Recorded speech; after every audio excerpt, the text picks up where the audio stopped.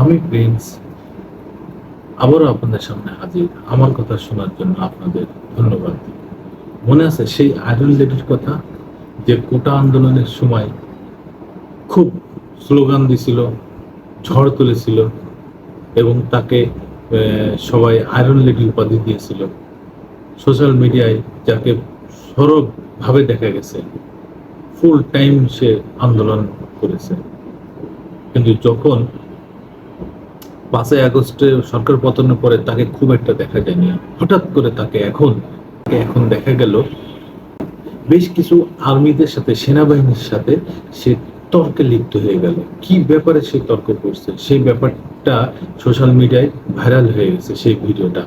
এবং এই iron lady যেইভাবে উচ্চ স্বরে আর্মিদের সাথে বাক বিতণ্ড করছে, তাকে ধন্যবাদ দেওয়া উচিত। আবার সে সময় পরিবেশ পরিস্থান না বুঝে সে যেইভাবে তর্ক করছে, বাকবিতণ্ড করছে সেনাবাহিনীর সাথে, এইটাও সে অসৌজন্যমূলক আচরণ করেছে। তার এত অসৌজন্যমূলক আচরণ করা উচিত হয়নি। কেন হয়নি ভিডিওটা দেখলে আপনি বুঝবেন। সেনাবাহিনী খুব ধৈর্যের সাথে তার সাথে কথা বলেছে, কিন্তু সে প্রতি মুহূর্তে তাদের সাথে উচ্চ স্বরে কথা বলে গেছে।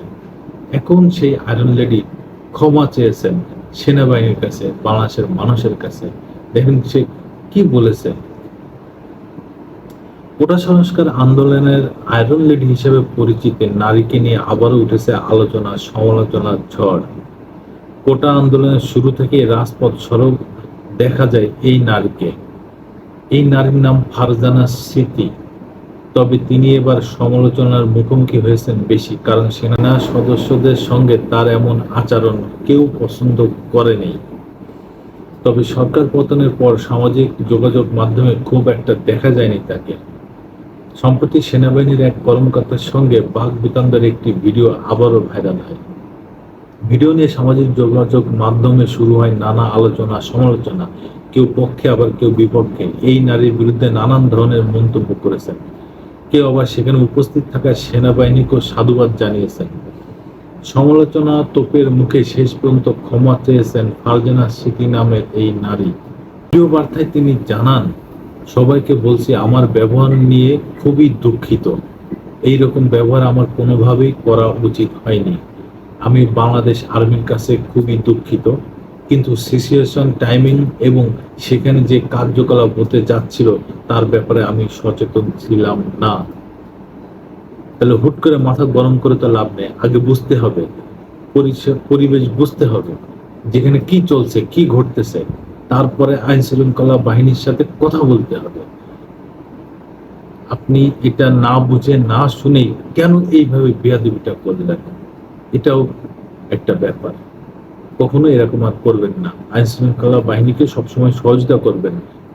তাদের সহযোগিতা করলে তারা সেই বিষয়টা সমাধান করবে ইনশাআল্লাহ। এইদিকে যেই সেনাবাহিনীর যেই অফিসার যিনি ছিলেন ক্যাপ্টেন আশিক, তাকে সেনাবাহিনী সেনা গৌরব পদক দান করেছেন। কেন করেছেন? ওই ধৈর্য পরীক্ষায় সে উত্তীর্ণ হয়েছেন, যার কারণে সেনাবাহিনীর সম্মান রক্ষা পেয়েছে। এবং এত ধৈর্যের কারণে সে অবশ্যই তার ওই বাহিনীর মুখ উজ্জ্বল করেছেন।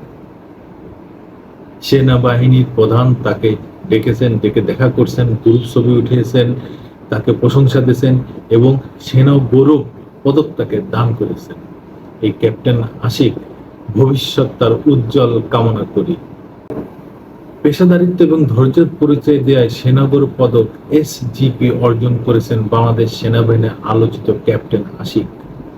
রোববার 18 আগস্ট দুপুরে সেনাবাহিনীর প্রধান ওয়াকারুজ্জামানের কার্যালয়ে গেলে তাকে এই সময় প্রতিকূল পরিস্থিতিও পেশাদারিত্ব বজায় রাখায় ক্যাপ্টেন আশিককে সাধুবাদ জানান তিনি। তাকে ভবিষ্যতের জন্য অনুপ্রাণিত করেন সেনাপ্রধান।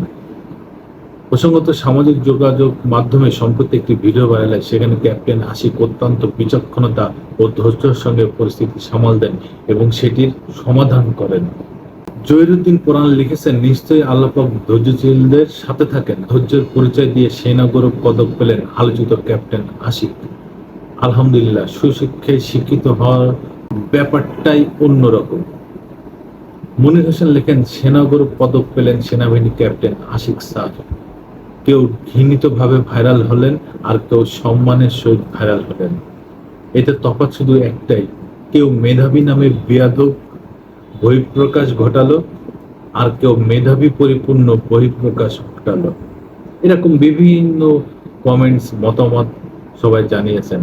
তবে একটা বিষয় আমাদের মনে রাখা দরকার, সেনাবাহিনী আমাদের গৌরবের বাহিনী। সেনাবাহিনী আমাদের বাংলাদেশের সর্বোচ্চ সুশৃঙ্খল বাহিনী। তার সাথে কোনো রকম বেয়াদবি করার দরকার নেই, কারণ সে আমাদের জীবন মাল রক্ষার্থে, আমাদের দেশ রক্ষাতে সব সময় একনিষ্ঠভাবে কাজ করে। আমরা তাদের উল্টো সহযোগিতা করব, সব সময় সহযোগিতা করব, তাদের পাশে থাকবো ইনশাআল্লাহ। আবার কথা হবে। আমি প্রিন্স, ধন্যবাদ।